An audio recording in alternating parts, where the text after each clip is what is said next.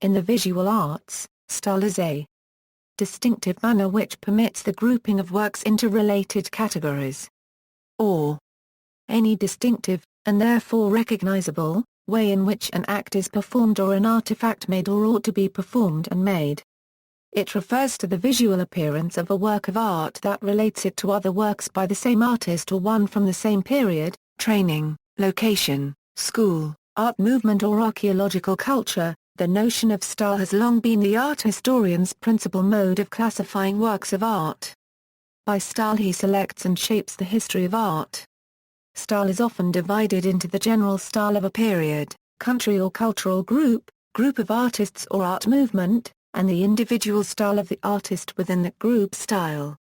Divisions within both types of styles are often made, such as between early, middle, or late. In some artists, such as Picasso for example, these divisions may be marked and easy to see, in others they are more subtle. Style is seen as usually dynamic, in most periods always changing by a gradual process, though the speed of this varies greatly, between the very slow development in style typical of prehistoric art or ancient Egyptian art to the rapid changes in modern art styles. Style often develops in a series of jumps, with relatively sudden changes followed by periods of slower development. After dominating academic discussion in art history in the 19th and early 20th century, so-called style art history has come under increasing attack in recent decades, and many art historians now prefer to avoid stylistic classifications where they can. Overview: any piece of art is in theory capable of being analyzed in terms of style. Neither periods nor artists can avoid having a style, except by complete incompetence, and conversely natural objects or sites cannot be said to have a style, as style only results from choices made by a maker. Whether the artist makes a conscious choice of style, or can identify his own style, hardly matters. Artists in recent developed societies tend to be highly conscious of their own style, arguably over-conscious, whereas for earlier artists stylistic choices were probably largely unself-conscious. Most stylistic periods are identified and defined later by art historians, but artists may choose to define and name their own style. The names of most older styles are the invention of art historians and would not have been understood by the practitioners of those styles. Some originated as terms of derision, including Gothic, Baroque, and Rococo. Cubism on the other hand was a conscious identification made by a few artists.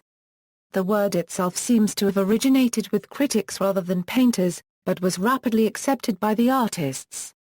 Western art, like that of some other cultures, most notably Chinese art, has a marked tendency to revive at intervals classic styles from the past.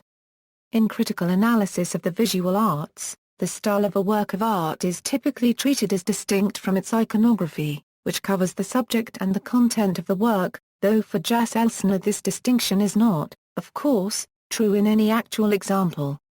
But it has proved rhetorically extremely useful. History of the concept.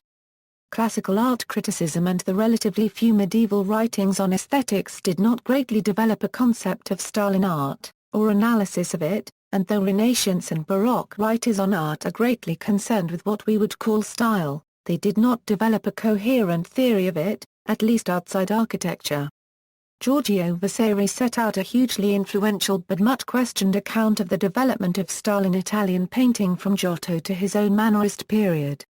He stressed the development of a Florentine style based on disegno or line-based drawing, rather than Venetian color. With other Renaissance theorists like Leon Battista Alberti he continued classical debates over the best balance in art between the realistic depiction of nature and idealization of it. This debate was to continue until the 19th century and the advent of modernism. The theorist of neoclassicism, Johann Joachim Winckelmann, analyzed the stylistic changes in Greek classical art in 1764, comparing them closely to the changes in Renaissance art, and Georg Hegel codified the notion that each historical period will have a typical style, casting a very long shadow over the study of style. Hegel is often attributed with the invention of the German word Zeitgeist, but he never actually used the word, although in lectures on the philosophy of history, he uses the phrase Der Geist seiner Zeit, writing no man can surpass his own time, for the spirit of his time is also his own spirit. Constructing schemes of the period styles of historic art and architecture was a major concern of 19th-century scholars in the new and initially mostly German-speaking field of art history, with important writers on the broad theory of style including Carl Friedrich von Rumow, Gottfried Semper, and a Louis Riegel in his Stilphagen of 1893, with Heinrich Watt paragraph LFFLIN and Paul Frankel continuing the debate in the 20th century. Paul Jacobsthal and Joseph Strzegowski are among the art historians who followed Riegel in proposing grand schemes tracing the transmission of elements of styles across great ranges in time and space. This type of art history is also known as formalism, or the study of forms or shapes in art. Semper, Watt paragraph LFFLIN, and Frankel, and later Ackermann, had backgrounds in the history of architecture, and like many other terms for period styles, Romanesque and Gothic were initially coined to describe architectural styles, where major changes between styles can be clearer and more easy to define, not least because style in architecture is easier to replicate by following a set of rules than style in figurative art such as painting. Terms originated to describe architectural periods were often subsequently applied to other areas of the visual arts, and then more widely still to music, literature and the general culture.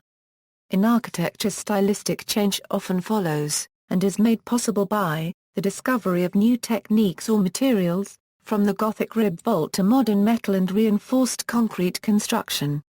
A major area of debate in both art history and archaeology has been the extent to which stylistic change in other fields like painting or pottery is also a response to new technical possibilities, or has its own impetus to develop, or changes in response to social and economic factors affecting patronage and the conditions of the artist, as current thinking tends to emphasize, using less rigid versions of Marxist art history. Although style was well established as a central component of art historical analysis, seeing it as the overriding factor in art history had fallen out of fashion by World War II, as other ways of looking at art were developing, as well as a reaction against the emphasis on style. For Svetlana Alpers, the normal invocation of style in art history is a depressing affair indeed. According to James Elkins, in the later 20th century, criticisms of style were aimed at further reducing the Hegelian elements of the concept while retaining it in a form that could be more easily controlled. Meir Shapiro, James Ackermann, Ernst Gombrich and George Kubeler have made notable contributions to the debate, which has also drawn on wider developments in critical theory. In 2010, Jas Elsner put it more strongly, for nearly the whole of the 20th century, style art history has been the indisputable king of the discipline, but since the revolutions of the 70s and 80s the king has been dead, though his article explores ways in which style art history remains alive, and his comment would hardly be applicable to archaeology. The use of terms such as countermanura appears to be in decline, as impatience with such style labels grows among art historians. In 2000, Marcia B. Hall, a leading art historian of 16th-century Italian painting and mentee of Sidney Joseph Friedberg, who invented the term, was criticized by a reviewer of her after Raphael, painting in central Italy in the 16th century for her fundamental flaw in continuing to use this and other terms, despite an apologetic note on style labels at the beginning of the book and a promise to keep their use to a minimum. A rare recent attempt to create a theory to explain the process driving changes in artistic style, rather than just theories of how to describe and categorize them, is by the behavioral psychologist Colin Martindale, who has proposed an evolutionary theory based on Darwinian principles. However, this cannot be said to have gained much support among art historians. Individual style. Traditional art history has also placed great emphasis on the individual style of an artist, the notion of personal style that individuality can be uniquely expressed not only in the way an artist draws, but also in the stylistic quirks of an author's writing is perhaps an axiom of Western notions of identity. The identification of individual styles is especially important in the attribution of works to artists, which is a dominant factor in their valuation for the art market, above all for works in the Western tradition since the Renaissance. The identification of individual style in works is essentially assigned to a group of specialists in the field known as connoisseurs, a group who center in the art trade and museums, often with tensions between them and the community of academic art historians. The exercise of connoisseurship is largely a matter of subjective impressions that are hard to analyze, but also a matter of knowing details of technique and the hand of different artists. Giovanni Morelli pioneered the systematic study of the scrutiny of diagnostic minor details that revealed artists' scarcely conscious shorthand and conventions for portraying, for example, ears or hands, in Western Old Master paintings. His techniques were adopted by Bernard Berenson and others, and have been applied to sculpture and many other types of art, for example by Sir John Beazley to Attic vase painting. Personal techniques can be important in analyzing individual style. Though artists' training was before modernism essentially imitative, relying on taught technical methods, whether learnt as an apprentice in a workshop or later as a student in an academy, there was always room for personal variation. The idea of technical secrets closely guarded by the master who developed them, is a long-standing topo in art history from Vasari's probably mythical account of Jan van Eyck to the secretive habits of Georges Seurat. However, the idea of personal style is certainly not limited to the Western tradition. In Chinese art it is just as deeply held, but traditionally regarded as a factor in the appreciation of some types of art, above all calligraphy and literati painting, but not others, such as Chinese porcelain. A distinction also often seen in the so-called decorative arts in the West. Chinese painting also allowed for the expression of political and social views by the artist a good deal earlier than is normally detected in the West. Calligraphy, also regarded as a fine art in the Islamic world and East Asia, brings a new area within the ambit of personal style. The ideal of Western calligraphy tends to be to suppress individual style, while graphology, which relies upon it, regards itself as a science. Manner is a related term, often used for what is in effect a subdivision of a style, perhaps focused on particular points of style or technique. While many elements of period style can be reduced to characteristic forms or shapes, that can adequately be represented in simple line-drawn diagrams, manner is more often used to mean the overall style and atmosphere of a work, especially complex works such as paintings, that cannot so easily be subject to precise analysis. It is a somewhat outdated term in academic art history, avoided because it is imprecise. When used it is often in the context of imitations of the individual style of an artist, and it is one of the hierarchy of discrete or diplomatic terms used in the art trade for the relationship between a work for sale and that of a well-known artist, with manner of Rembrandt suggesting a distanced relationship between the style of the work and Rembrandt's own style. The explanation of cataloguing practice of the auctioneers Christie's explains that manner of in their auction catalogues means in our opinion a work executed in the artist's style but of a later date. Mannerism, derived from the Italian maniera, is a specific phase of the general Renaissance style, but manner can be used very widely. Style in archaeology. In archaeology, despite modern techniques like radiocarbon dating, period or cultural style remains a crucial tool in the identification and dating not only of works of art but all classes of archaeological artifact, including purely functional ones. The identification of individual styles of artists or artisans has also been proposed in some cases even for remote periods such as the Ice Age art or the European Upper Paleolithic. As in art history, formal analysis of the morphology of individual artifacts is the starting point.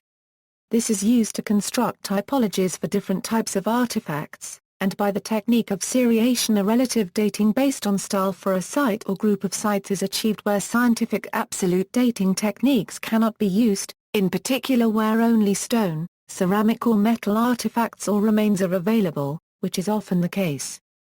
Sherds of pottery are often very numerous in sites from many cultures and periods, and even small pieces may be confidently dated by their style.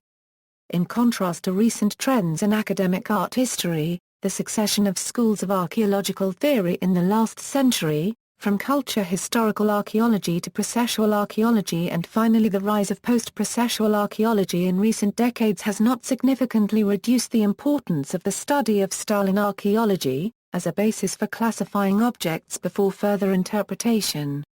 Stylization. Stylization and stylized have a more specific meaning, referring to visual depictions that use simplified ways of representing objects or scenes that do not attempt a full, precise and accurate representation of their visual appearance, preferring an attractive or expressive overall depiction. More technically, it has been defined as the decorative generalization of figures and objects by means of various conventional techniques, including the simplification of line, form, and relationships of space and color, and observed that stylized art reduces visual perception to constructs of pattern in line, surface elaboration and flattened space. Ancient, traditional, and modern art, as well as popular forms such as cartoons or animation, very often use stylized representations, so for example The Simpsons use highly stylized depictions, as does traditional African art. The two Picasso paintings illustrated here show a movement to a more stylized representation of the human figure within the painter's style, and the Uffington White Horse is an example of a highly stylized prehistoric depiction of a horse. Motifs in the decorative art such as the palmette or arabesque are often highly stylized versions of the parts of plants. Even in art that is in general attempting mimesis or realism, a degree of stylization is very often found in details, and especially figures or other features at a small scale, such as people or trees etc. in the distant background even of a large work. But this is not stylization intended to be noticed by the viewer, except on close examination. Drawings, modelling, and other sketches not intended as finished works for sale will also very often stylize. Stylize may mean the adoption of any style in any context, and in American English is often used for the typographic style of names, as in AT&T is also stylized as ATT and AT&T. Computer identification. In a 2012 experiment at Lawrence Technological University in Michigan, a computer analyzed approximately 1,000 paintings from 34 well-known artists using a specially developed algorithm and placed them in similar style categories to human art historians. The analysis involved the sampling of more than 4,000 visual features per work of art. See also, artistic rendering, Masenskani. Notes. References. Alpers in Lang Alpers, Svetlana, Style is What You Make It, in the Concept of Style, ed. Beryl Lang 137-162, Google Books.